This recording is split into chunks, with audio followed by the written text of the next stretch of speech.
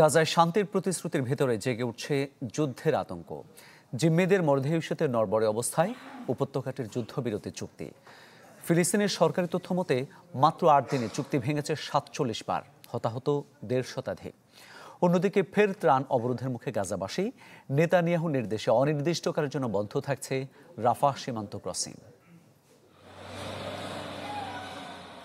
গাজা পুনর্গঠনে প্রয়োজন ত্রাণ সহায়তা, আর চিকিৎসা, খাদ্য ও উদ্ধার সামগ্রী প্রবেশের অন্যতম পথ রাফা সীমান্ত। ২০২৪ সালের মে মাস থেকেই কার্যত বন্ধ এই সীমান্তটি। ফলে সোমবার ক্রসিংটি খুলে দেওয়ার ঘোষণা দেয় মিশরে ফিলিস্তিনি দূতাবাস, যাতে চিকিৎসা সহ মানবিক প্রয়োজনে গাজার মানুষ চলাচল করতে পারেন। কিন্তু সে আশার আলো নিভে গেছে ইসরায়েলের ঘোষণায়।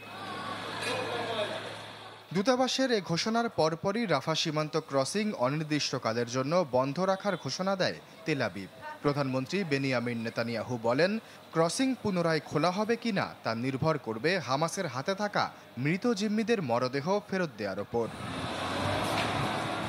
নেতানিয়াহুর এই পদক্ষেপকে হামাস আখ্যা দিয়েছে যুদ্ধবিরতি চুক্তির স্পষ্ট লঙ্ঘন হিসেবে।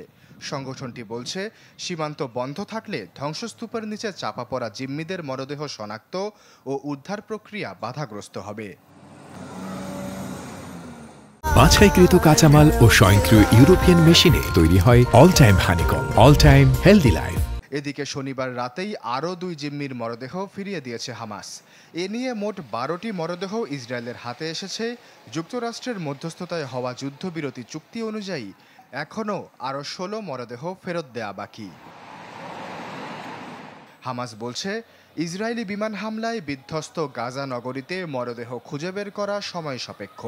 ভারী যন্ত্রপাতি প্রবেশে ইসরায়েল বাধা দিচ্ছে বলেও অভিযোগ করেছে সংগঠনটি। অন্যদিকে ইসরায়েলি সরকার জানায়, হামাস চুক্তির শর্ত পূরণে বিলম্ব করছে। ইসরায়েলি ডিফেন্স ফোর্সের পক্ষ থেকে জানানো হয়, হামাসকে অবশ্যই যুদ্ধবিরতির শর্ত মেনে চলতে হবে এবং অবশিষ্ট জিম্মিদের মরদেহ ফেরত দিতে হবে।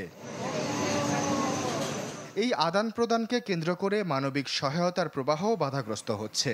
যুক্তরাষ্ট্রের নেতৃত্বাধীন যুদ্ধবিরতি চুক্তি অনুযায়ী প্রতিদিন গড়ে ৫৬০ মেট্রিক টন খাদ্য গাজায় প্রবেশের কথা থাকলেও জাতিসংঘের তথ্য অনুযায়ী এ সহায়তা এখনও চাহিদার তুলনায় অনেক কম। এদিকে হামলাও বন্ধ রাখেনি জায়নবাদীরা। ফিলিস্তিনি মিডিয়া অফিস বলছে, এ পর্যন্ত গাজায় যুদ্ধবিরতি চুক্তি ৪৭ বার লঙ্ঘন করেছে ইসরায়েল, যাতে প্রাণ গেছে ৩৮ ফিলিস্তিনির, আহত প্রায় ১৫০। শনিবারই গাজায় একই পরিবারের ১১ জনকে হত্যা করে জায়নবাদীরা।